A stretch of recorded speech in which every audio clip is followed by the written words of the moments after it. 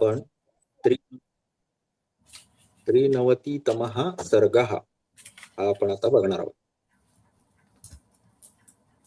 याच्यामध्ये काय असेल तर विचार की प्रौढ़ता, वैराग्य एवं सद्गुणों से तत्वज्ञान होने पर विषयों से धर्षित न होने के कारण ज्ञानी की एक रूप स्थिति होती है, इसका वर्णन इसमें किया जाएगा. म्हणजे काय तर मागच्या वेळी आपण ह्या बघितलेल्या बघा, योग भूमिका बघितलेल्या. जसं आपण योग भूमी म्हणतो, आपल्या मनाच्या चित्तभूमी म्हणतो पतंजली योग दर्शनामध्ये, तशाच पद्धतीत योग भूमिका म्हणून बघितलेलं होतं. त्याच्यामध्ये आपण काय काय बघितलेलं, हे शुभेच्छा, विचारणा, तनुमानसा, सत्वापत्ती वगैरे अशा गोष्टी बघितलेल्या. तर त्याच्यात काय काय आहे तर त्या सुद्धा पायऱ्या पायऱ्या आहेत, बरोबर. म्हणजे योग मार्गावरच्या पायऱ्या असं आपण त्यांना म्हणू शकतो, एका पुढची एक आहे, बरोबर. तर विचारांची प्रौढता म्हणजे आपल्याला योग मार्गावर चालू लागल्यानंतर स्वतःमध्ये जे पायऱ्यानुसार बदल होत जाणार आहेत त्याचं विचारांची प्रौढता याच्यामध्ये वर्णन केलं. आणि वैराग्य एवं सद्गुणों से तत्वज्ञान होने पर विषयों से धर्षित न होने के कारण ज्ञानी की एकरूप स्थिती होती है, ऐसा वर्ण हे या सर्गामध्ये येणार आहे. सुरू करूया आपण. वसिष्ठ उवाच. आता सुरुवातीला त्यांनी काय सांगितलं, उपाय सांगितले, बरोबर ना. 4 उपाय आपण ते बघितले, बरोबर ना. त्याच्यामध्ये काय काय होतं, तत्वज्ञान, पुढे काय होतं,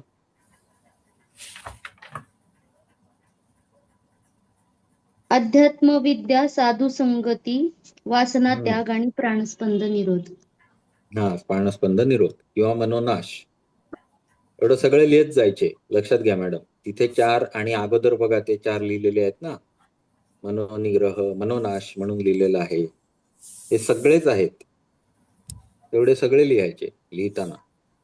म्हणजे प्राणनाश झाला की ऑटोमॅटिकच, म्हणजे प्राणनिग्रह झाला की ऑटोमॅटिकच मनोनाश होणार आहे किंवा वासना अक्षय होणार आहे. म्हणजे सगळे लिहित जायचे आपण क्रमाने. ओके. ते एवढे सगळे उपाय केल्यानंतर मनुष्य योग मार्गावर वरती चढत जाईल ना, मग त्याच्यात कसे बदल होतील, त्याच्या विचारांमध्ये कसे फरक पडत जातील, किंवा त्यानं स्वतःमध्ये काय फायदा होईल या सगळ्या केल्याचा, हे फायदा समजावून सांगण्यासाठी आता हा सर्ग आहे. मनागपि विचारेण चेतसः स्वस्य निग्रहः मनागपि कृतो येन तेना आप्तम जन्मनः फलम. हे श्री राम जी, थोड़े से भी विचार से जिसने अपने चित्त का तनिक भी निग्रह किया, उससे उसने जन्म का फल पा लिया. इससे यह ध्वनित हुआ कि मनुष्य जन्म पाकर जो आत्मविचार पूर्वक मनोनिग्रह नहीं करता उसका जन्म निष्फल है. म्हणजेच यांना या सूत्रातून काय म्हणायचं आहे तर मनोनिग्रह करणे किंवा अपवर्गाप्रती किंवा मोक्षाप्रती मुमुक्षु राहणे हे काय मनुष्य जीवनाचं काय आहे, तात्पर्य आहे किंवा शेवटचा पुरुषार्थ पण आपण त्याला म्हटलेला आहे. धर्म अर्थ काम आणि मोक्ष. मोक्ष प्राप्तीसाठी आपल्याला विचारांवर कंट्रोल करणं किंवा भावनावर कंट्रोल करणं आवश्यक आहे. ती ज्यानं नाही केलं त्याचा जन्म विफल गेला असं म्हणता येईल. तो फक्त काय होईल, विषयांप्रती आकृष्ट होऊन त्याच्यातच अडकून राहील. तर आत्मविचारपूर्वक मनोनिग्रह करणं हे आवश्यक आहे मनुष्याला. पुढे विचार कणिका येषां हृदि स्फुरति पेलवा एषैव अभ्यास योगेन प्रयाति शतशाखताम. श्रीराम जी, यदि हृदय में प्रयुक्त इस विचार रूपी कल्प वृक्ष का कोमल अंकुर प्रस्फुरित हो जाए तो वही अंकुर अभ्यास योग से सैकड़ों शाखाओं में फैल जाता है. जोपर्यंत हा अंकुर फुलणार नाही तोपर्यंत भोगयोनी म्हणूनच तो मनुष्य जन्म प्राप्त करत राहील, भोगासाठी फक्त. परंतु ज्यावेळी त्याच्या मनात हा विचार अंकुरित होईल, त्यावेळी तो अंकुर मोठ्या वृक्षामध्ये हळूहळू रूपांतरित होईल.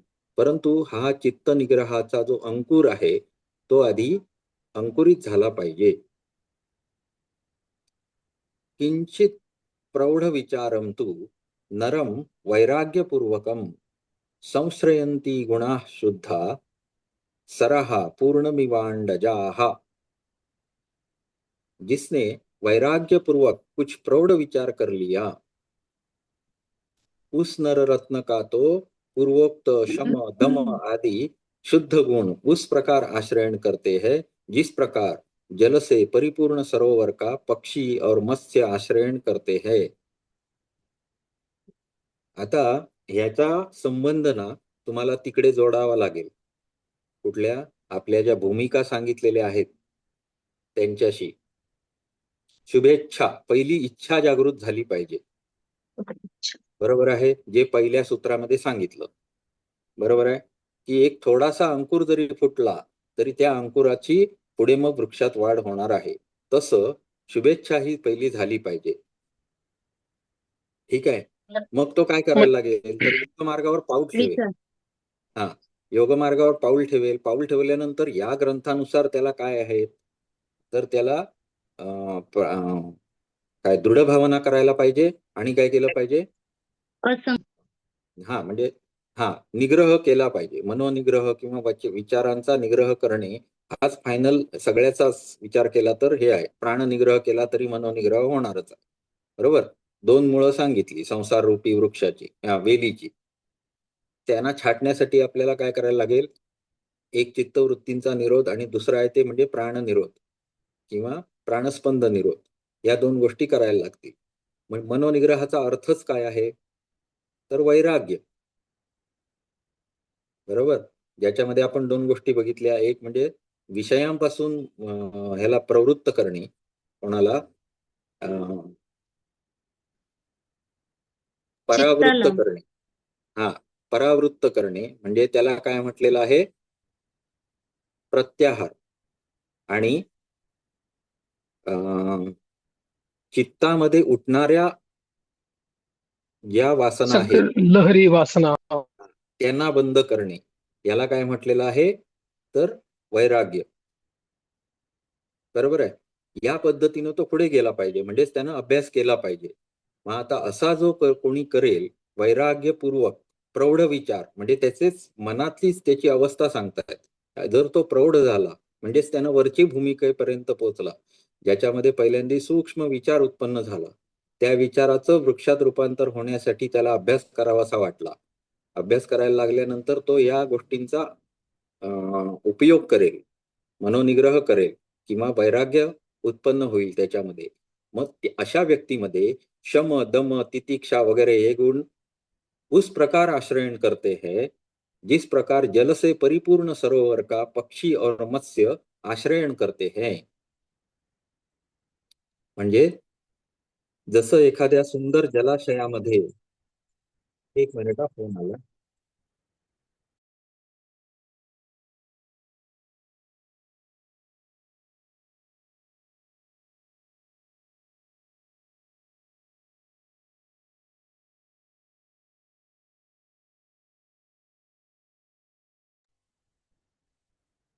हा, हॅलो. तर एखादा सुंदर जलाशय आहे तर त्याच्या आश्रयाने मासे राहणारच आहेत पाण्यामध्ये. प्लस वरती पाणी पिण्यासाठी, आजूबाजूच्या वृक्षांवर राहण्यासाठी कोण येणार आहेत, पक्षी पण येणार आहेत ऑटोमॅटिकच. तशा पद्धतीत असा जो वैराग्ययुक्त माणूस असेल किंवा वैराग्याच्या वाटेवर चाललेला माणूस असेल, त्याच्यामध्ये हे शम दम तितिक्षा आदी गुण हे आश्रयाने राहतात. म्हणजे काय, तर ऑटोमॅटिक येतात त्याच्याकडे. आता हे शम दम तितिक्षा हे तुम्हाला व्यवस्थित कुठे झालेलं आहे, भगवद्गीतेमध्ये. त्याचबरोबर आपल्याला जे यमनियम सांगितलेले आहेत ते सुद्धा हेच आहेत. ठीक आहे. ज्ञानयोग हा, यमनियम. सर मला हे आठवलं आपल्या योगसूत्रांमध्ये, हा सत्कारा सेवितो दृढभूमी ही हा, दृढभूमीचं पण एक लक्षण वाटतं. बरोबर आहे. आणि तिकडे म्हणजे त्या अंतरायामध्ये सुद्धा अलब्ध भूमिकत्व आणि अनवस्थितत्व हे दोन परत बाधक तत्व पण म्हणजे अंतराय पण सांगितलेले आहेत. तशाच पद्धती तिकडे त्या भूमी आहेत, चित्ताच्या भूमी आहेत, आणि इकडे कसं आहे तर योग भूमिका आहेत. हिशोब एकच आहे सगळीकडून. आलं लक्षात? तर सुरुवातीला शुभेच्छामध्ये काय आहे तर मुमुक्षत्वाची ओढ आहे, किंवा हा त्याच्यामध्ये जे पहिला अंकुर स्फुरित होईल तो म्हणजे इच्छा उत्पन्न होईल अशी की मुमुक्षत्वाची इच्छा. दुसरं काय होईल? दुसरी मग त्या आहे अंकुराला जपून विचार. ठेवायचं, त्याला खत पाणी घालायचं. हा, विचारणा म्हणजे त्याच्याकडे विचार, तो म्हणजे विवेकाविषयीचा विचार. बरोबर. त्यानंतर काय आहे? शुभेच्छा, विचारणा, पुढे आहे तनुमानसा. तनुमानसा. हम्म, हम्म. तनुमानसामध्ये काय असेल तर मनातील वासनांचा हे क्षीण करणे, वासनांना क्षीण करणे असं येईल त्याच्यामध्ये. अशा पद्धतीत त्या सगळ्या एका पाठोपाठ एकच्या भूमिका आहेत. त्यानंतर आहे सत्वापत्ती. सत्वापत्तीमध्ये काय आहे तर सत्व म्हणजे ते विवेक, म्हणजे त्याला हे झालं, ज्ञान झालं कशाचं तर पुरुष तत्वाचं म्हणा किंवा ब्रह्मतत्वाचं म्हणा, तो विवेकी झाला. आणि त्यानंतर असंसक्ती. हा, म्हणजे तर जनसंघ लवल्यांचे सुरू झालं आता इथे. हा, म्हणजे आता असंसक्ती म्हणजे काय असेल तर म्हणजे संप्रज्ञात समाधीच्या आसपास तो आहे. त्यानंतर संप्रज्ञात समाधीनंतर आता तो पूर्ण असंप्रज्ञात पर्यंत नेणार त्याला. मग अशा ठिकाणी काय झालं पाहिजे तर पूर्ण म्हणजे तो संसारातून अलिप्त झाला पाहिजे, म्हणजेच असंसक्ती. त्यानंतरचा आहे पदार्थ भाविनी, अभाविनी. म्हणजेच काय तर त्याच्यासाठी संसार नष्ट झाला पाहिजे संपूर्ण, म्हणजेच त्याच्या चित्ताचा लय झाला पाहिजे, मनोनाश किंवा चित्त लय हे झालं. आणि त्याच्यानंतरची तुर्यगा, सगळ्यात शेवटची तुर्यगा म्हणजेच असंप्रज्ञात किंवा जीवनमुक्त अवस्था, पूर्ण समाधी म्हणता येईल किंवा पूर्ण मोक्ष म्हणता येईल. तर ह्या सगळ्या एका पाठोपाठच्या एकच्या जे त्याच्या मनातल्या विचारांच्या संदर्भाने त्याच्यामध्ये कशी प्रौढता येते हे लोकल भाषेत सांगतायत आता इथे. आलं का लक्षात? तर ते लोकल भाषा त्यांनी वापरून त्याचं त्याचं तुम्हाला हे दिलंय, काही उदाहरणं देऊन वगैरे असं ते सांगतायत. की आता आपण काय बघितलं, परिपूर्ण सरोवराचं उदाहरण बघितलं. पुढे सम्यक विचारिणम. सम्यक विचारिणम, आता दुसरी आपण पहिली बघितलेली ती आणि दुसरी विचारिण हा शब्द आला बघा. विचारणा नावाची आहेच, बरोबर. हे सम्यक विचारिणम प्राज्ञम यथा भूतावलोकिनम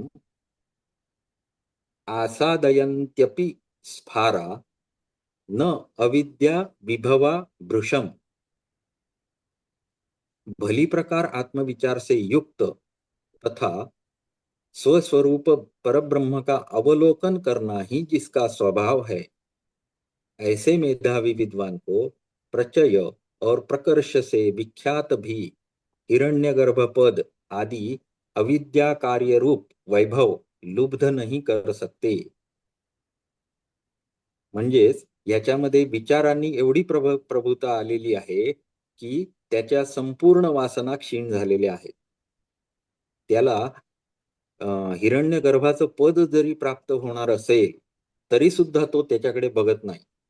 तो फक्त कुठल्या गोष्टीनं लुब्ध झालेला आहे तर परब्रह्माच्या अवलोकनाने लुब्ध झालेला आहे. हिरण्यगर्भ पद म्हणजे ब्रह्मपदच ना? नाही, हिरण्यगर्भ हे आपल्या योगाचा प्रोक्ता म्हणून सांगितलेला आहे बघा. हो, बरोबर. वेदानुसार वेदांचा प्रोक्ता म्हणजे त्यानं वेद सांगितले तो, म्हणजे महाज्ञानी असं आपण म्हणू शकतो, ज्याने पृथ्वीवर आणण्यासाठी लिहिले सांगितले तो. ओके, म्हणजे तो काय आहे तर एक एंटिटी आहे आणि ब्रह्म हा जो आहे सर्व सत्य आहे. म्हणजे संपूर्ण शेवटचं तत्व म्हणजे ब्रह्मा आहे. बाकी सगळ्यांची उत्पत्ती ही ब्रह्मापासूनच झालेली आहे. ते मग जे फायनल पद आहे, जे एक तत्व आहे, सत आहे, चित आहे आणि आनंद स्वरूपी आहे, तिथे जाणं हाच उद्देश आहे.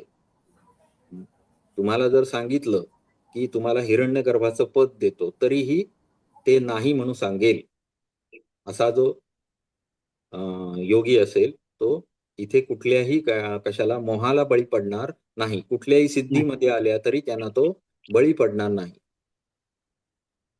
पुढे किं कुर्वन्तिह विषया मनस्यो वृत्तयस्तथा आधयो व्याधयो वा अपि सम्यक दर्शन सन्मते. आता इथे आत्मा के यथार्थ ज्ञान से जिसकी बुद्धि परिष्कृत हो गई है, उस परमात्मा को यहाँ विषय, मानसिक वृत्तियां, आदि और व्याधि ये सब कौन विकार उत्पन्न कर सकते हैं, अर्थात कोई विकार उत्पन्न नहीं कर पाते, क्योंकि वह निर्विकार आत्मस्वरूप है.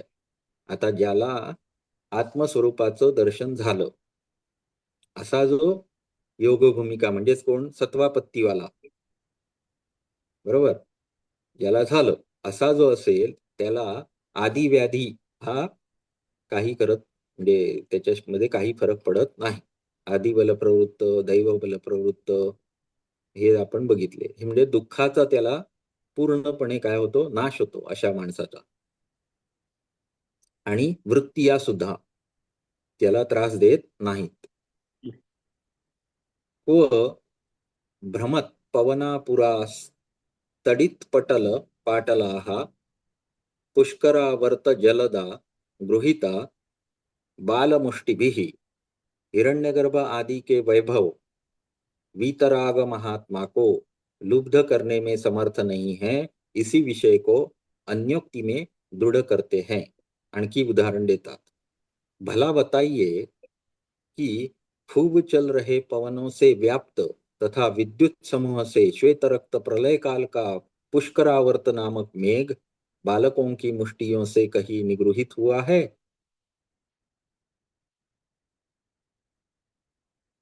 म्हणजे प्रलय काळी जेवढा पाण्यात तेवढं पाणी प्रलय घेऊन येणारा ढग एवढा मोठा असेल आणि त्याला एखाद्या बालकानं आपल्या मुठीत पकडलं, असं कधी होऊ शकेल का? नाही होऊ शकणार. म्हणूनच ज्यानं आपल्या वैराग्यानं स्वतःला निग्रहित केलेलं आहे, जो कोणाचं पद, हिरण्यगर्भाचं पद सुद्धा नाकारतो आहे, असा जो कोण आहे, योगी आहे, त्या योग्याला आता कोणीही थांबवू शकत नाही. आता इथे तस्य प्रज्ञा प्रतिष्ठिता म्हणून तिकडे श्लोक आहे बघा, आणि त्या प्रज्ञेचं वर्णन करताना तिथे त्यांनी वर्णन केलेलं आहे की इथून तो परत येत नाही.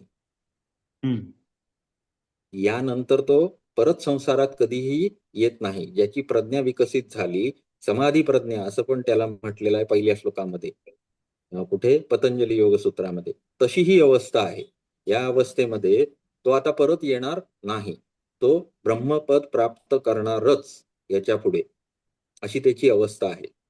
पुढे म्हणजे धर्ममेघ समाधीच्याही पुढे गेलाय असं. हा, धर्ममेघ समाधीच्या आसपास त्याची प्रज्ञा आता विकसित झाली, समाधी प्रज्ञा त्याला प्राप्त झाली असा व्यक्ती. व नभो मध्य संस्थे दुर मृग्धैः मृग्धैर्मणि समुद्गकैः मुग्धया अंगनया बद्धो मुग्धेंदिवर शंकया. भला बताइए कि क्या विकास रम्य रात्रि कमलों से अपने नेत्रों का पराभव हो जाएगा? इस शंका से मुग्ध अंगनाओं ने सुंदर मणिमय पिटारियों से कमल विकास में हेतुभूत गगन मध्यगत चंद्रमा कहीं बद्ध किया. थोडक्यात, विविध सुंदर स्त्रिया ज्या आपल्या पेटाऱ्यामधून मणियुक्त सुंदर दागिने घालून काय करतायत, विलास करत आहेत. अशा अंगणांनी कधी चंद्राला बद्ध केलंय का? चंद्राला आपल्या दागिन्यात घालून बद्ध केलं, असं कधी किंवा होतं, आकर्षित होऊ शकतं? केलंय का? हा, असं नाही होऊ शकत. तशा पद्धतीत आता ह्या मनुष्याला ज्यानं काय केलं आहे, सर्व वृत्तीवर आपल्या काबू मिळवलेला आहे, आदि व्याधी ज्याचे नष्ट झालेले आहेत, आत्मा का यथार्थ ज्ञान जिसको हुआ है, अशा पद्धतीचा मनुष्य परत संसारात येऊ शकत नाही. पुढे व कटप्रोच्चल भंग मंडलोत्पल शेखराः मुग्ध स्त्री श्वास मधुरैर मशकैर मथिता गजाः. बापरे, काय श्लोक आहे. पूर्ण जिभेला बहुतेक काय गाठ बसेल असं वाटलं. किंवा किंवा जीभ एकदम मोकळी होणार आहे असं. वाकडे तिकडे होऊन बहुतेक गाठ बसेल असं वाटलं एक क्षण. भला बताइए कि गंडस्थलों से चलायमान भ्रमर मंडल रूपी नीलकमल जिनके मस्तकों में है, ऐसे हाथियों का मुग्ध अंगनाओं के श्वासों के द्वारा गजवध के लिए प्रेरित होने के कारण उत्साह रम्य मच्छरों ने कहा मंथन कर दिया. आता हे मी अक्षरशः मगाशी बसून जेमिनीला टाकलं, ह्याचा अर्थ बाबा सांग, आपल्याला काय कळत नाही. तर त्यानं अर्थ मस्तपैकी मला सांगितलाय, तो तुम्हाला सांगतो की जो फार फार हत्ती, सुंदर असणार आहे हे. हा, जो हत्ती अत्यंत मदोन्मत्त झालेला असतो, त्याच्या मद हा मस्तकात चढलेला असतो. आणि अशा हत्तीला सवय काय असते, इकडे तिकडे डोकं मारायचं. आणि त्याच्या रक्ताचा जो गंध असतो, त्या गंधाला भ्रमर आकर्षित होतात आणि तिथे ते निळ्या रंगानं जाऊन बसतात. आता ही घटना अशी दिसते की तो जो हे आहे, हत्ती आहे, त्याच्या डोक्यावर नीळ कमळ बसलेला आहे, अशी घटना दिसायला दिसते. असा मदोन्मत्त झालेला हत्ती ज्याच्या डोक्यावर नीळ कमळ आहे, निळ्या रंगाचं कमळ आहे, अशा हाथियों का, अशा हत्तीला मच्छरांनी मारलं, असं कधी तुम्ही ऐकलत का? मसल दिया म्हणजे त्याला हे केलं, मच्छरांनी मसल दिया म्हणजे मसल दिया. रगडलं असं कधी रगडणे. तुम्ही ऐकलत का? तर नाही. आता इथे फक्त मला एकच त्याच्यातलं हे वाटलं की मुग्ध अंगनाओं के श्वासों के द्वारा, याच्यामध्ये त्यांनी काय सांगितलं, अंगना म्हणजे काय, ज्या नर्तिका असतील किंवा गणिका असतील, त्यांच्या श्वासाने गजवध के लिए प्रेरित होने के कारण मच्छरों ने मंथन कर दिया. याचा काही अर्थ मला कळला नाही, पण त्यांनी शब्दशः अर्थ तसा दिलाय त्याच्यात. पण एकंदरीत अर्थ समजला की आपला जो योगी आहे तो आता अशा अवस्थेला पोहोचलेला आहे की त्याला आता तुम्ही कशाही पद्धतीनं पाठी वळवू शकत नाही. ओके, त्याच्यामध्ये एवढी शक्ती स्वतःच, त्याची भूमिका आता पूर्णपणे त्याला प्राप्त झालेली आहे, तो आता परत येणार नाही. वेभ मुक्ता फलोल्लास लसत्सन्न खपंजराः सिंहाः समरसंरब्धा हरिणैः प्रविमर्दिताः. याचा पण अर्थ मी टाकला. तर याचा अर्थ काय आहे, तर मत्त जो गज असतो, अशा गजाला सुद्धा सिंह मारू शकतो. सिंहामध्ये, कारण तो जंगलाचा राजा आहे, तो हत्तीला सुद्धा मारू शकतो. असा जेव्हा सिंह त्या हत्तीचं मस्तक आपल्या पंजानं नखानी फोडतो, तेव्हा असं मानलं गेलं आहे पहिल्या ग्रंथांमध्ये की हत्तीच्या डोक्यामध्ये मणी असतात पांढऱ्या रंगाचे, आणि ते मणी याच्या नखात घुसतात, कोणाच्या, सिंहाच्या. आणि मग तो जेव्हा ती नख बाहेर काढतो तेव्हा ती चकाकायला सुरुवात होतात त्या मण्यानी. म्हणजे त्याचं डोकं फोडतो तो हत्तीचं, आणि त्याच्या नखांना ती मणी लागलेले असतात आणि त्याच्यामुळे ती चकचकीत नख असतात. आता त्याचं उदाहरण इथे बघा कसं. अपने से विदारित हुए मत्त गजों के मुक्ता फलों की कांतियों से सुशोभित हो रहे जिनके नख पंजर है, ऐसे युद्ध में निपुण सिंह हरिणों के द्वारा कहीं मर्दित हुए हैं.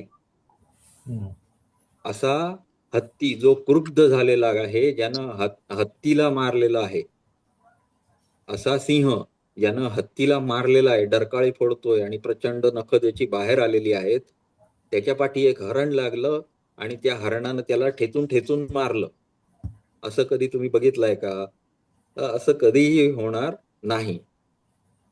पुढे व विशोल्लास निर्यास दग्धोन्नत वनद्रुमाः क्षुधित अजगराः क्षुब्धैर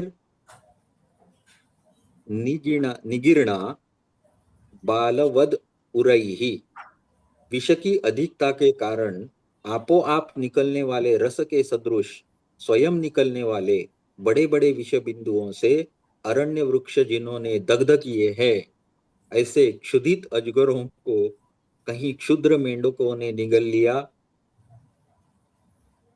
असा मोठा साप आहे ज्याच्या मधून एवढ्या प्रमाणात विष निघत आहे, ज्यानं काय झालेलं आहे, अरण्य वृक्ष सुद्धा दग्ध होत आहे. एवढा जहाल विष त्याच्या तोंडातून निघत आहे. अशा अजगराला बेडकानं खा-गिळून टाकला. असं कधी होऊ शकेल का? तर होऊ शकत नाही. आता इथे आपण सांगतो ते आलं बघा. व प्राप्त भूमि को धीरो ज्ञात ज्ञेयो विवेकवान आक्रांत किल विक्रांतो विषयेंद्रिय दस्युभिः. व प्राप्त भूमि को धीरो ज्ञात आक्रांत किल विक्रांतो. आता याचा अर्थ बघा. जिसने चतुर्थ पंचम आदि भूमिका प्राप्त कर ली है. भूमिका आता इथे सरळ सरळ आलं. प्राप्त भूमिको. चतुर्थ कुठली आहे? सत्वापत्ती. आणि पंचमी कुठली आहे? असंसक्ती, म्हणजे विरक्ती पूर्णपणे. आणि सत्वापत्तीमध्ये विवेक ज्ञान त्याला झालेला आहे. असा जो आहे पंचभूमिका प्राप्त कर ली है और जिसने ज्ञेय तत्व जान लिया है, ऐसा विवेकी वीर विद्वान जो आगे की भूमिकाओं के ऊपर विजय पाने के लिए प्रयत्नशील है, विषय तथा इंद्रिय रूपी चोरों के द्वारा कहीं पर भी अभिभूत नहीं हो सकता. त्याला विषय रूपी इंद्रियांकडून जे विषय येत आहेत ते त्याला कधीही परत पाठी आणू शकत नाहीत. समजलंय ना मॅडम? पाटील मॅडम, ठीक आहे. विचार धीयम प्रौढाम हरंती विषयारयः प्रचंड पवना मुद्रीम कृतवृंताम लतामिव. अतः जिनका चित्त परिपक्व नहीं हुआ है, वे पहले की भूमिकाओं में ही विघ्नों से आक्रांत होते हैं, आगे की भूमिकाओं में जाने नहीं पाते.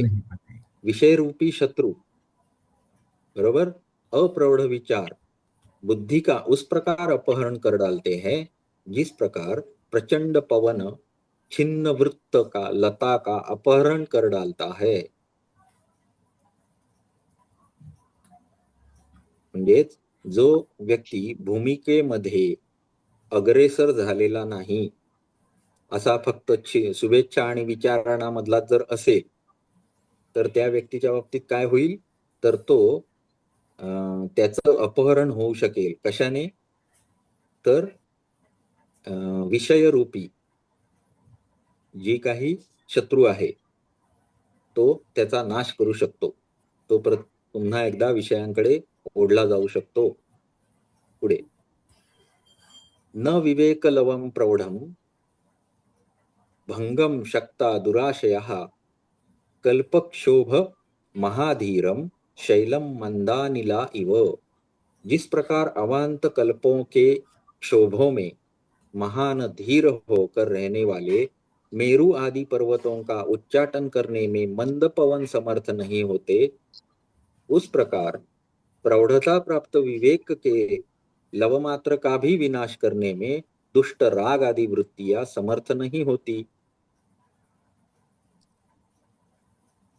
मेरू आदी पर्वत जे आहेत ते एवढे विशाल आहेत की त्यांना जुळजुळ वारा त्यांचं काहीच बिघडवू शकत नाही. तशाच पद्धतीनं विवेक प्राप्त जो योगी आहे तो एवढा महान आहे की त्याला राग आदी जे वृत्ती आहेत त्याचं काहीही बिघडवू शकत नाहीत, कारण त्यानं त्याचा त्यागच केलेला असतो. तो तिथून परत येऊ शकत नाही. अगृहीत महापीठम विचार कुसुमद्रुमम चिंतावत्या विधुवंती न नास्थिर स्थिति सुस्थितम. जिसने दृढ़ मूल ग्रहण नहीं किया है, ऐसे विचार रूपी पुष्प वृक्ष को चिंता रूपी झंझावात कपा देते हैं. म्हणजेच काय, तर ज्यानं योग भूमिका व्यवस्थित प्राप्तच केल्या नाहीत, अनवस्थित तत्व, ज्याची मुळं व्यवस्थित जमिनीत गेलेली नाहीत अशी जर लता असेल तर त्या लतेचं काय होतं, पोषण एकतर धड झालेलं नसतं. अशा वेळी झंझावात जेव्हा येतो तेव्हा ती उडून जाते. तशा पद्धतीनं जेव्हा चिंतारूपी झंझावात येतो त्यावेळी असा योगी सुद्धा उडून जातो. चारों ओर की सुदृढ़ स्थिति वाली भली प्रकार सुस्थित हुई विचार रूपी पुष्प वृक्ष को नहीं कपा सकती. ज्यानं व्यवस्थित आपल्या भूमिका पार पाडलेल्या आहेत असं म्हणता येईल, किंवा भूमिकेमध्ये जो दृढ झालेला आहे, ज्याची मुळं सखोल गेलेली आहेत, ज्याचे विचार दृढ झालेले आहेत, असा योगी काय होऊ शकत नाही, आपल्या भूमिकेपासून च्युत होऊ शकत नाही. परावृत्त होऊ शकत नाही. हो. गच्छत तिष्ठतो वापि जाग्रतः स्वपतोऽपि वा न विचारमयं चेतो यस्य असौ मृत उच्यते.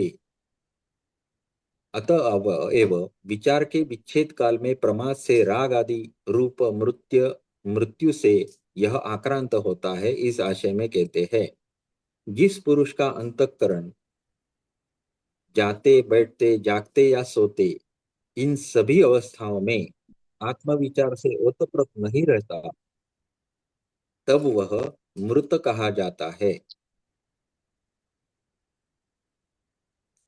आत्मविचार से ओतप्रोत नहीं रहता तब वह मृत कहा जाता है.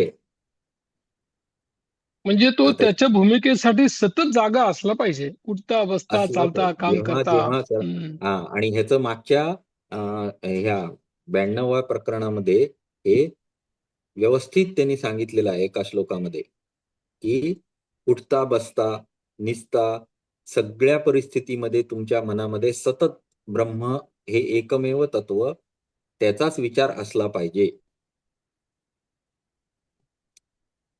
किमिदं स्यात् जगतं किं स्यात् देह इति अनिशंशनैः विचारया अध्यात्मदृश्या स्वयं वा सज्जनैः सह. श्री राम जी, इस जगत का स्वरूप क्या होगा, इस देह का स्वरूप क्या होगा, यो निरंतर धीरे धीरे एकांत में आप स्वयं अकेले या गुरु सतीर्थ्य आदि के साथ अध्यात्म दृष्टि से विचार कीजिए. म्हणजेच विचारांवर काम करायला प्रवृत्त करत आहेत. बरोबर. तर याच्यामध्ये त्यांनी काय सांगितलं, तर एक मिनिट.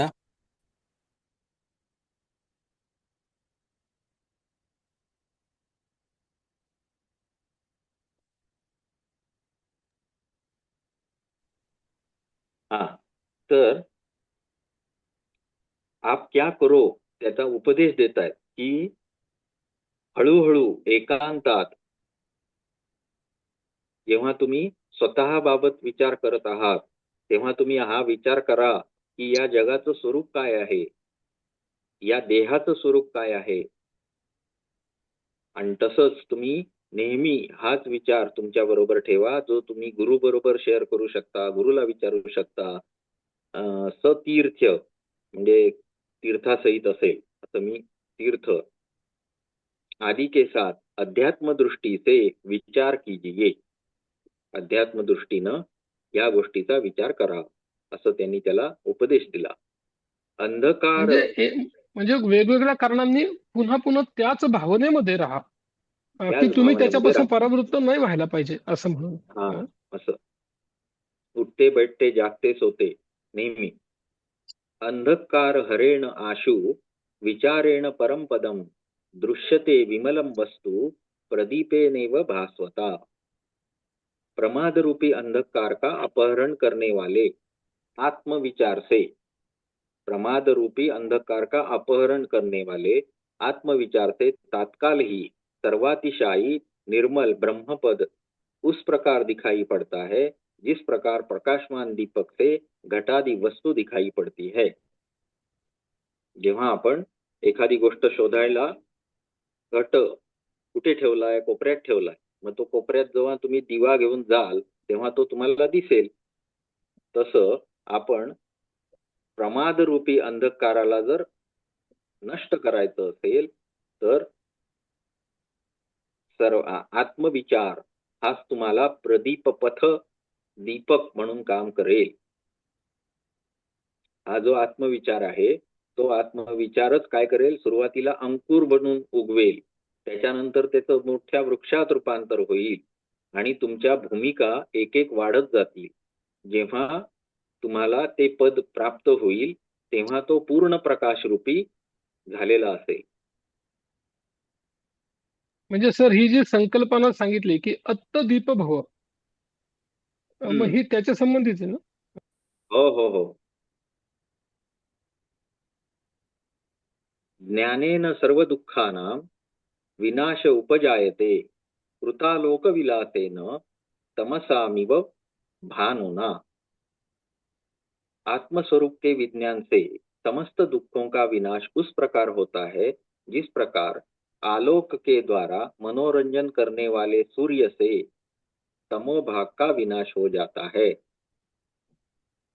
जसं सूर्याने अंधकार नष्ट होतो म्हणजे ज्याच्या आलोकाने म्हणजे तो उगवल्यानंतर अंधकाराचा नाश होतो, तशा पद्धतीने आत्मस्वरूप के विज्ञान से म्हणजे जेव्हा तुम्ही काय कराल, तत्व ज्ञानाचा अभ्यास कराल, त्याच्या आलोक म्हणजे त्याच्या उदयाने तत्वज्ञानाचा अभ्यास करायला तुम्ही सुरुवात केली की तो म्हणजे सुरुवात करणे म्हणजे उदय होणे.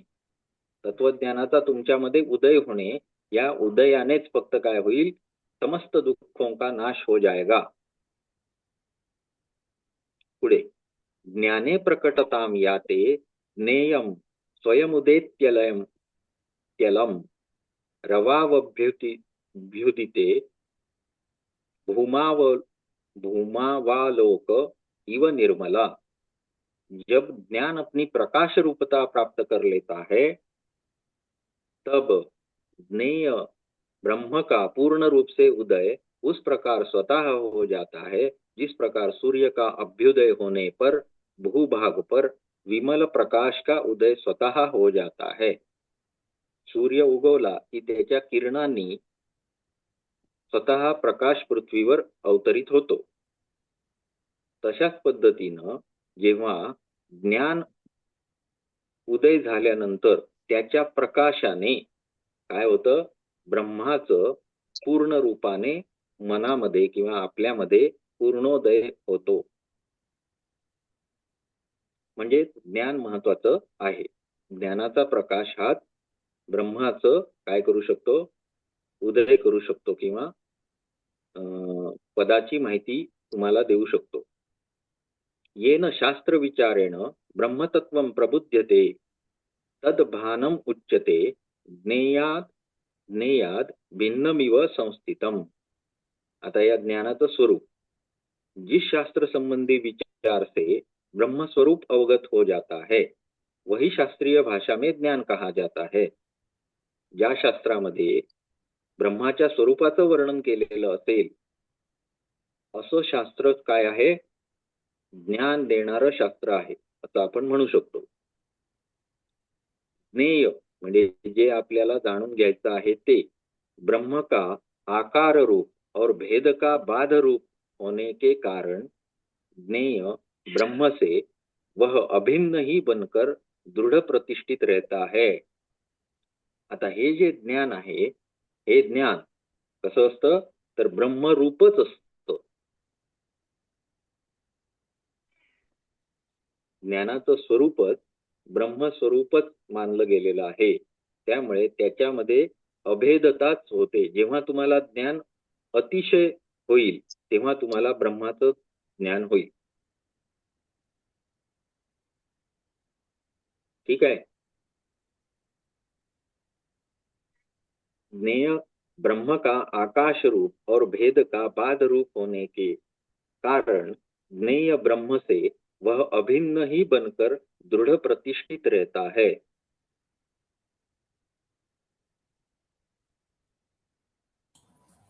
म्हणजे आकार रूप आणि बाध रूप हे वेगवेगळे दिसणार नाही, एकच दिसेल, एकच जाणवेल हा. असंच म्हणायचंय.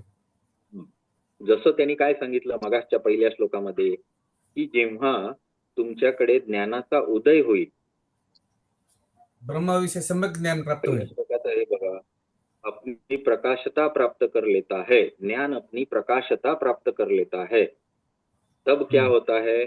ब्रह्म का पूर्ण रूप से उदय हो जाता है. समजलं का? हो. म्हणजेच ज्ञानाचं प्रकाशित रूप हे ब्रह्माचं स्वरूप आहे. बरोबर. तर ते त्याच्याविषयी हा श्लोक आहे की ज्ञेय ब्रह्म का आकार रूप और भेद का बाध रूप होने के कारण ज्ञेय ब्रह्म से वह अभिन्न ही बनकर दृढ़ प्रतिष्ठित रहता है. कौन? शास्त्र संबंधी विचार से ब्रह्मरूप अवगत होता है वही शास्त्रीय भाषा में ज्ञान कहा जाता है. म्हणजे आता हे सगळं बोलतायत ते कोणाविषयी?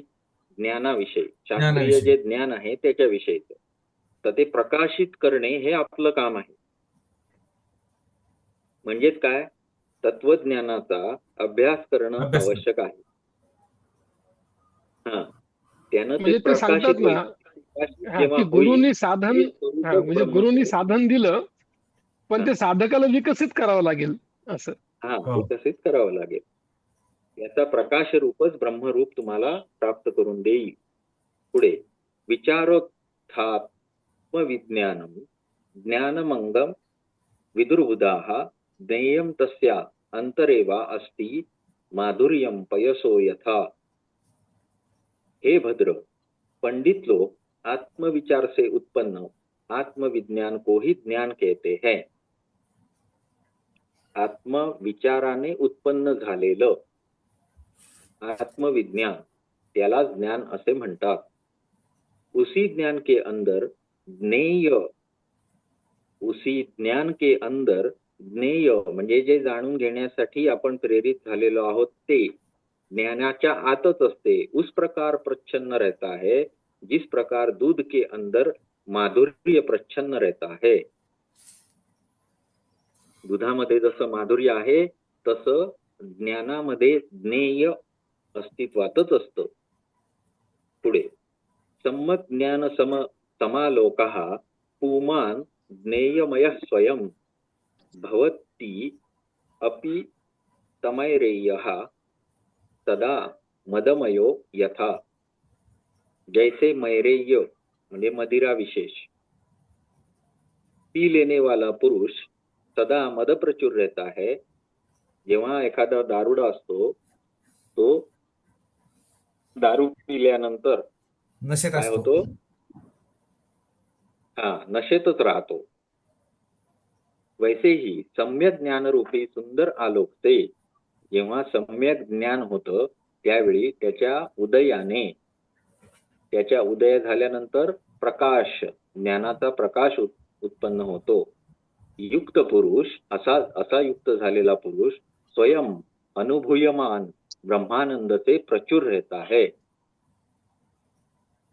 सदा, त्याच्यामध्ये हा प्रकाश सतत तेवत राहतो.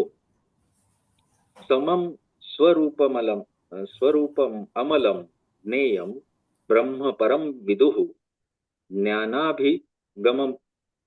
ज्ञानाभिगम मात्रेण तत्स्वयं संप्रसीदति, जिसका स्वरूप सैंधव घन की तरह एक रस है, ऐसा निर्मल परब्रह्म ही ज्ञेय कहा जाता है. वह ज्ञेय रूप ब्रह्म ज्ञान के आविर्भाव मात्र से ही स्वयं समस्त अविद्या और उसके कार्य रूपी मलों से निर्मुक्त हो जाता है. सैंधव घन इथे शब्द वापरला, जिसका स्वरूप सैंधव घन तत्स्वयं संप्रसिद्ध समम स्वरूपमलम ज्ञेयम ब्रह्म परम विदुः ज्ञानाभिगम मात्रेण तत्स्वयं संप्रसिदती. इथे कुठे सैंधव घन हा शब्द आलाच नाहीये, त्यांनी इथे कुठून आणला? समम स्वरूपमलम ज्ञेयम ब्रह्म परम विदुः ज्ञान अभिगम मात्रेण तत्स्वयं संप्रसिदती. वह ज्ञेय रूप ब्रह्म ज्ञान के आविर्भाव मात्र से ही स्वयं समस्त अविद्या और उसके कार्य रूपी मलों से निर्मुक्त रहता है. असा जे ब्रह्म आहे त्याचं अमल असणे ज्ञेयम. तर हे सैंधव घन म्हणजे हे सैंधव मिठाच्या संबंधित सांगितलं का त्याची घनता एक रस काय होणं असं माहिती काही हा नाही ना? शब्द कुठून काढला त्यांनी आज मला समजलं नाही, पण अमलम म्हणजे अमलता सांगण्यासाठी ते वापरलं असेल कदाचित. ठीक आहे, आपण जो अर्थ आहे तो जसे तसा लावूया ना. ज्ञानाच्या अभिगमाने काय होईल तर ब्रह्मपद प्राप्त होईल. असं ब्रह्मपद जे अमल आहे तत्स्वयं प्रसिदती, ते स्वतः काय करू शकतं? मलाने मुक्त करू शकतं. अविद्या आदि और उसके कार्य रूपी मलों से निर्मुक्त हो जाता है. आलं का लक्षात? याच्यामध्ये जे अमल पद प्राप्त होणार आहे ते स्वतः त्याला अविद्या आदि कार्यरूपी मलों से निर्मुक्त कर देता है. म्हणजेच काय तर ज्ञानाचा प्रकाश जेव्हा ब्रह्मस्वरूपाने त्याच्यामध्ये पडेल त्यावेळी तो अमल होईल. म्हणजेच काय होईल? अविद्येचा नाश होईल त्याच्यातल्या. म्हणजे त्यांनी मला तर वाटतं सर की त्याची तयारी एवढी मोठी होणार आहे की सैंधव घनच्या पद्धतीने एकरस होणार आहे तो, म्हणजे घनरूप होणार आहे सैंधवाप्रमाणे आणि तो मला एकरूप होणार आहे. एकरसचा अर्थ काय वाटतो की सैंधव जर पाण्यात टाकलं तर ते जसं एकरूप होऊन जातं तसं काहीतरी त्यांना म्हणायचं. तसं तसं अविद्या ज्ञानात विरघळून ती निर्मल होते असं. हा, म्हणजे असं मला वाटतंय. असेल. नाही, ते सैंधव मिठाचा जे घन भाग असतो ना तो म्हणजे असं विटांसारखा असतो ना तो मोठा तुकडा, तर त्याला धुतलं तरी विरघळत नाही तो पाण्यात. म्हणजे त्याला आपण अच्छा. स्वच्छ धुवून पण ठेवू शकतो. असेल, पण इथे कुठे सैंधवचा काय संबंध नाहीये. श्लोकात कुठे आलंय? लोकात कुठे नाही. काही संबंध नाही. ओके, आपण तो विषय सोडून देऊ. त्यांना काय म्हणायचं आहे सोडून देऊ. आपल्याला अर्थ कळलाय. पुढे ज्ञानवान उदितानंदो न क्वचित परिमज्जती जीवनमुक्तो गतासंगः सम्राडात्मेव तिष्ठति. ज्ञान संपन्न तथा आनंद प्राप्त विद्वान किसी भी विषय में लिप्त नहीं होता. समस्त संगों से निर्मुक्त एवं जीवन मुक्त वह ज्ञानी राजाधिराज सम्राट की आत्मा की तरह परिपूर्ण मनोरथ होकर स्थित रहता है. हे काय विशिष्ट समजावायची काही गरज वाटत नाही.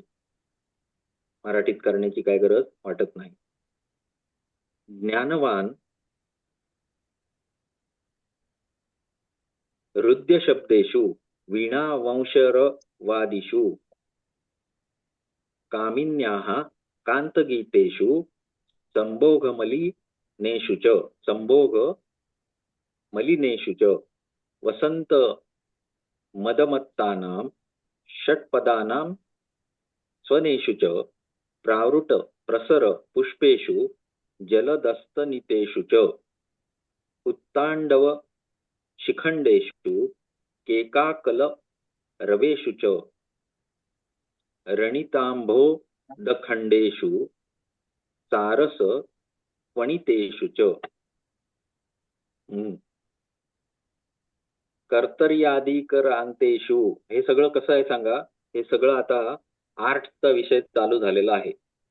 उदाहरणं द्या आणि समजावून सांगा. आता आपण ह्याचं सरळ हिंदी वाचून टाकू.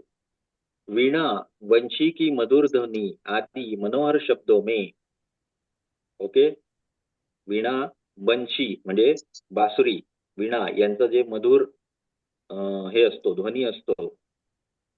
पुढे कामिनियों के श्रृंगार रस मिश्रित कमनीय गीतों में. दूसरं, त्यानंतर तिसरं, वसंत काल में मत्त हुए भ्रमरों की गुंजार ध्वनियों में. वर्षा के विस्तार से जनित पुष्पों में, मेघों के गर्जनों में, मयूरों के तांडव नृत्यों तथा उनकी मधुर कूक ध्वनियों में. म्हणजे कोण, मोराचे नाचणं आणि मोराचं ओरडणे. किकावली, ते शब्द किए हुए मेघों के खंडों में, सरोवरस्थ सारस पक्षियों के श्रवण प्रिय शब्दों में, सारस पक्ष्यांच्या आवाजात, करताल आदि वाद्य विशेषों से चमड़े से मढ़े गए गंभीर मृदंग आदि वाद्यों में. मृदंग आदि जे वाद्य चमड्यानी बनवलेली आहेत ती वाजवल्यानंतर जसा ध्वनी उत्पन्न होतो त्या. तंत्री से निर्मित वीणा आदि, भीतर के छिद्र से युक्त बंशी आदि तथा चित्र विचित्र कांस्य ताल आदि वाद्यों की ध्वनियों में कहीं पर भी चित्त नहीं लगता. कहीं कुठे सुद्धा चित्त लागत नाही. श्रीराम जी, चाहे ध्वनि रुक्ष हो चाहे मधुर हो, कहीं भी यह उस प्रकार प्रेम नहीं करता जिस प्रकार कमलों में निशाकर प्रेम नहीं करता, चंद्रमा प्रेम नहीं करता. चंद्राचं उदाहरण 2-3 ठिकाणी आलंय सर. हा. सर्व विषयांपासून तो काय करतो, विरक्ती धारण करतो. सुखात असू दे. आता इथे सगळी सुखांचं वर्णन केलेलं आहे. वर्णन केलं. हो, काय सुखकर शब्द हे वर्णन केलेले आहे. तू पडायचं का? तो पडत नाही. बर बर. ज्ञानवान बालकदली स्तंभ पल्लव पालिषु सुरगंधर्व कन्या अंगलतान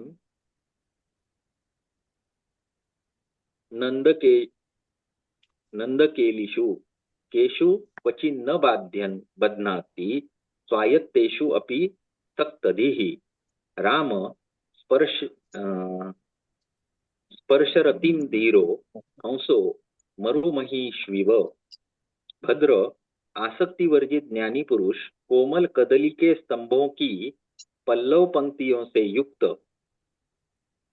आसक्ती वर्जित जो योगी आहे, ज्यानं विरक्ती धारण केलेली आहे, विरक्ती आलेली आहे ज्याला, असा ज्ञानी पुरुष कोमल कदली म्हणजे केळ्याचं, कोमल केळ्याचे जे खांब असतात, जे आपण कशाला वापरतो, सत्यनारायणाच्या पूजेला आमच्याकडे वापरतात, तुमच्याकडे काय करतात माहिती नाही, त्यानंच तो मखर वगैरे बनवतात. हो, वापरतात सर आमच्याकडे पण. हाँ. कोमल कदली के स्तंभों की पल्लव पंक्तियों से युक्त तथा देवता एवं गंधर्वों की कन्याओं के अंगों के सदृश अति कोमल अवयव वाली लताओं से युक्त नंदनवन की क्रीडाओं में कहीं किसी समय भी चित्त नहीं लगाता. अशी कुठलेही जरी त्याच्या समोर काय आली विषय आले तरी त्या तो विषयांप्रती आकृष्ट होत नाही. हे श्रीरामजी, जिस प्रकार हंस मरुभूमि में भोग की इच्छा नहीं करता, उसी प्रकार स्वाधीन विषयों में भी आसक्ति नहीं रखने वाला धीर तत्वज्ञ किसी भी विषय में भोग की इच्छा नहीं करता. सिंपल आहे एकदम. ज्ञानवान पिंड खर्जूर, हिंदीत वाचूया सरळ. ओके, कारण सरळ तेच परत उदाहरणं आली बघा. पिंड खजूर, एक प्रकार का खजूर, म्हणजे जो काय म्हणतात ज्याच्यामध्ये मगज भरपूर असतो आणि गोड असतो असा खजूर. त्यानंतर कदंब, कटहल म्हणजेच काय, फणस. फणसाचं पण गोड असतो फणस. द्राक्ष, खरबूज, अखरोड, बिंब म्हणजे कुंदरू, तथा नारिंगी आदि जाति के फलों में मद्य, मधु, मैरेय, माधविक, आसव आदि मद्य विशेषों में. आता ही सगळे कशाचे मद्याचे प्रकार आहेत. हे मद्य, मधु, मैरेय, माधविक, आसव हे सगळे मद्याचे प्रकार आहेत. हे सगळे आदि भोज्य पदार्थ में. अशामध्ये काय होऊ शकतो माणूस, लालावित होऊ शकतो, म्हणजे त्याची जिव्हा आसक्त होऊ शकते. कशामध्ये, पिंड, खजूर वगैरे जे काय त्यांनी सांगितले सगळं, या खाण्यामध्ये मनुष्य पटकन लालावित होतो. तसंच मद्यामध्ये सुद्धा आकर्षित होतो पटापट.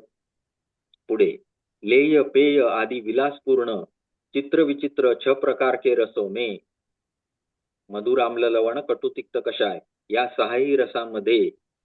त्यानंतर अन्यान्न फल, कंदमूल, शाक एवं मांस आदि पदार्थों में. पहिल्यांदा काय सांगितलं, पेय पदार्थ विलासपूर्ण 6 रसांची. त्यानंतर दुसरे सांगितले फळ खाण्याआधी. त्यानंतर मांस हे सांगितलं. कहीं पर चित्त नहीं लगता. वह तृप्त स्वरूप एवं आसक्तमती है, अतः वह भोग्य पदार्थों में प्रवृत्त उस प्रकार नहीं होता जिस प्रकार आस्वादन में प्रेम रखने वाला ब्राह्मण अपने शरीर के टुकड़ों में प्रवृत्त नहीं होता.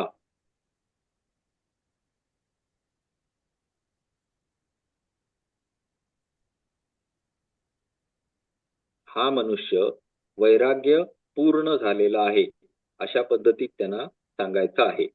त्याच्यामध्ये सुरुवातीला त्यांनी काय सांगितलं, तर कुठल्याही ध्वनीला तो प्रतिसाद देत नाही किंवा त्याचं चित्त तिकडे आकृष्ट होत नाही. आणि त्यानंतर काय सांगितलं, कुठलाही रस म्हणजे जिव्हा त्याच्यावर सुद्धा त्यानं काय मिळवलेला आहे, महारथ मिळवलेली आहे.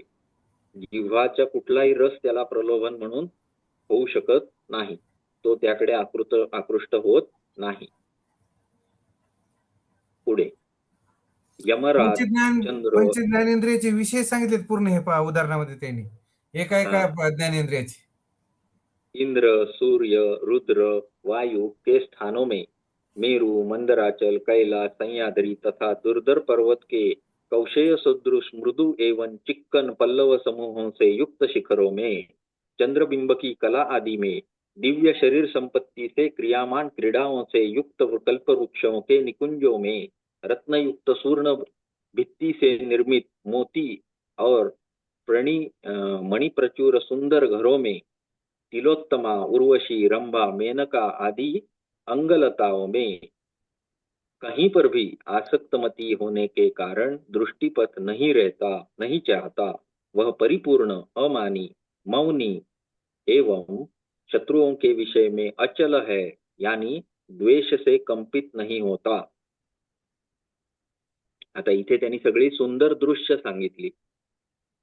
म्हणजेच दृष्टी विषयामध्ये सुद्धा तो आकृष्ट होत नाही असं याला इथे सांगायचं आहे. आणि सर्वात शेवटी हा जो त्यांनी जो शेवटचा श्लोक घेतलाय त्याच्यामध्ये मात्र थोडा बदल झालाय बघा. दृष्टिपात नहीं चाहता हे त्यांनी इथे संपलं. वह परिपूर्ण, अमानी, मौनी एवं शत्रुओं के विषय में अचल है. जेव्हा एखादा शत्रू समोर आला तर त्याच्या मनामध्ये त्याच्याविषयीची द्वेष सुद्धा येत नाही असा तो होतो, स्थित होतो. पुढे ज्ञानवान, हे भरपूरच आहे. जो समबुद्धि, प्रिय, अप्रिय सब स्थानों में समदृष्टि रखने वाला तथा प्रिय अप्रिय सब स्थानों में समदृष्टी रखने वाला, म्हणजेच काय झालं, त्याचं द्वंद्व नष्ट झालं. बरोबर, द्वंद्व नाही. तथा अप्रिय में क्षोभ शून्य, अप्रिय जरी गोष्ट समोर आली तरी त्याच्या मनामध्ये क्षोभ किंवा उत्पन्न होत नाही. शून्य ज्ञानवान पुरुष है, वह कनेर, मंदार, कल्हार, कमल आदि में कुई, नीलकमल, चंपा, केतकी, अगर, जाति आदि पुष्पों में, कदम्ब, आम्र, जामुन, पलाश एवं अशोक वृक्षों में, जपा, माधवी, बेर, बिंब, पाटल तथा चमेली आदि में, चंदन, अगरु, कपूर, लाह एवं कस्तूरी में, केशर, लवंग, एला, कंकोड़, तगर आदि अंगरागों में से किसी की सुगंध में प्रेम उस प्रकार नहीं करता जिस प्रकार मदिरा की गंध में श्रोत्रिय द्विज प्रेम नहीं करता. आता इथे कुठलं नाक सांगितलं. नाकाचा विषय गंधग्रहण आहे. या कुठल्याही झाडाच्या गंधानं त्याला मोहित करता येऊ शकत नाही. त्याचा या विषयाशी काही संबंध राहत नाही. अब्धौ गुडगुडारावे प्रतिश्रुत खस्वने गिरौ, निनादेच मृगेंद्राणाम न क्षुभ्यति मनागपि. गड़गड़ाहट ध्वनि से युक्त सागर के प्रतिध्वनि रूप आकाश जनित शब्द के पर्वतों में सिंहों के गर्जनों के होने पर ज्ञानी तनिक भी क्षुब्ध नहीं होता. आपल्याला हे घाबरतो बघा आपण. आकाशात वीज पडली जोरात कडकडावून, काय आपल्याला भीती वाटते. तसंच काय होईल, सिंहाच्या गर्जनेनं सुद्धा आपल्या काळजाचं पाणी पाणी होईल. परंतु या जो योगी आहे, ज्ञानी आहे, त्याला तनिक भी क्षुब्ध नाही होता. अशा कुठल्याही गोष्टीनं त्याला क्षोभ उत्पन्न होत नाही. द्विषद म्हणजे भेरी किती निनादेन. गुळगुळीत करावं हे आणि किती समजून सांगावं, टोक आहे खरं आहे. हो. समजून सांगण्याचं सुद्धा, उदाहरणं देऊन सांगण्याचं. द्विषद भेरी निनादेन पटहारिणी तेन च कटुकोदंड घोषेण न बिभेति मनागपि. शत्रुओं के नगारे आदि के शब्दों से, दूसरा डमरू के शब्द से, कर्णकटु धनुष के टणत्कार से ज्ञानी तनिक भी भीत नहीं होता. आता हे सगळे जे आहेत हे काय सांगितलेले आहेत, तर नाशाचे प्रतीक सांगितलेले आहेत बघा. विनाशाचे म्हणजे शत्रूंनी जर ढोल नगारे वाजवायला सुरुवात केली तर युद्ध होणार, नाश होणार, म्हणून आपल्याला भीती वाटते. त्यानंतर डमरू हे कशाचं प्रतीक आहे, तर जेव्हा शंकरांनी हे वाजवलं तेव्हा सृष्टी उत्पत्ती झाली आणि लयाच्या वेळी सुद्धा ते तसंच वाजवतात. या गोष्टीला सुद्धा तो घाबरत नाही. तसंच कर्णकटू धनुष के टणत्कार से, जेव्हा प्रत्यंचा लावला जातो धनुष्याला आणि त्याचा टणत्कार केला जातो, तो क्षण हा कसा मानला गेलेला आहे, युद्धाचं संकेत. असा युद्ध भयभीत होऊ शकतो मनुष्य, तो यानं सुद्धा भयभीत होत नाही. मत्तवारण बृंहासु वेतालक लनासुच पिशाच रक्ष श्वेडासु मनागपि न कंपते. मदोन्मत्त हाथियों के चिंघाड़ने के शब्द, बेतालों की कलह आदि ध्वनि तथा पिशाच एवं राक्षसों का सिंहनाद होने पर ज्ञानी पुरुष जरा भी कंपित नहीं होता. काय काय सांगितलं, मदोन्मत्त हाती ओरडायला लागले तरी, वेताळांची कलह ध्वनी, तसंच पिशाच आणि राक्षस जेव्हा सिंहनाद करू लागतात तेव्हा असा ज्ञानी पुरुष जराही कंपित होत नाही. अशनिस्वन घोषेण नगस्फोटरवेण च एरावण निनादेन सम्यक ध्यानी न कंपते. जो परब्रह्म में ध्यान लगाने वाला विद्वान है, वह वज्र के भयावह शब्द से, पर्वत के विस्फोट एवं ऐरावत के चिंगाड़ने से कंपित नहीं होता. ऐरावत सुद्धा त्याला ऐरावत रूपी हत्ती, इंद्राचा हत्ती आहे तो. त्यानं जरी काय केलं, चित्कार केला तरी तो कंपित होत नाही. तसंच पर्वताचा विस्फोट झाला, एवढा आवाज झाला तरी तो कंपित होत नाही. त्यानंतर वज्राच्या शब्दाने, वज्र हा सर्वात उच्च प्रतीचा प्रहार मानलेला आहे, तो सुद्धा त्याला कंपित करू शकत नाही. वहत क्रकचकारे काशेन सीतासिदलनेन च शराशनी निपातेन कंपते न स्वरूपतः. ज्ञानी पुरुष चल रहे आरे के घर्षण से, चमचमाती हुई तलवार के विदलन से, बाण एवं वज्र के संपात से अपनी स्वरूप स्थिति रूप समाधि से विचलित नहीं होता. न आनंदम